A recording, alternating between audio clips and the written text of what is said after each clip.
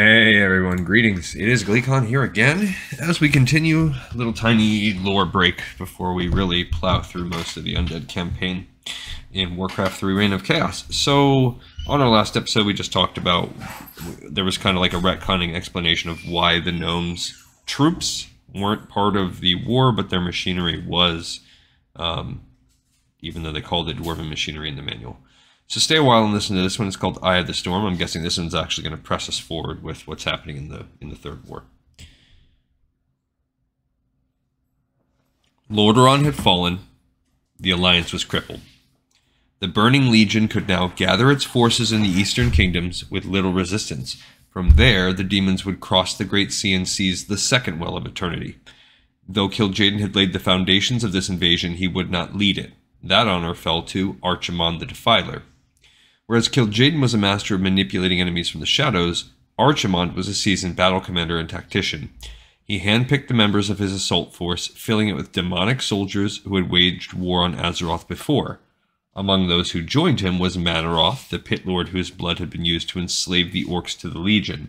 Now, those people, we've extensively talked about them in the novels, but I think this is going to be the first time that we see these people in the games.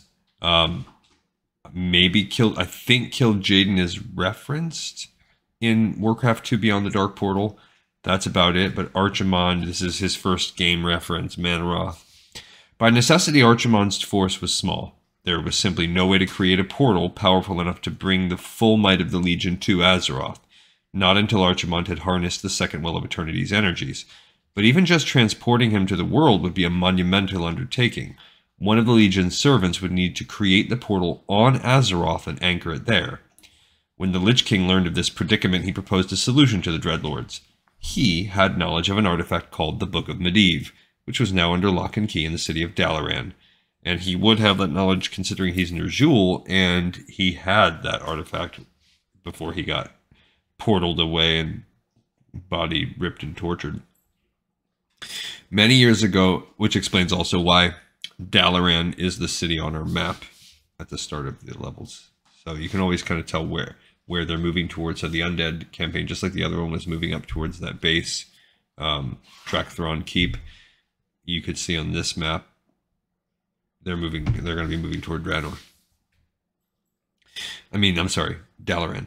Many years ago, Medivh had infused the book with some of his immense guardian power. He had also recorded details of the spells he had used to create the Dark Portal, the gateway connecting Draenor to Azeroth.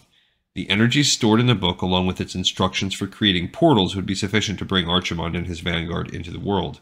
Man, Medivh and his book is just untold layer upon layer of peril for Azeroth. Retrieving and using this book would not be easy. The Lich King knew that Kel'Thuzad was the key to success.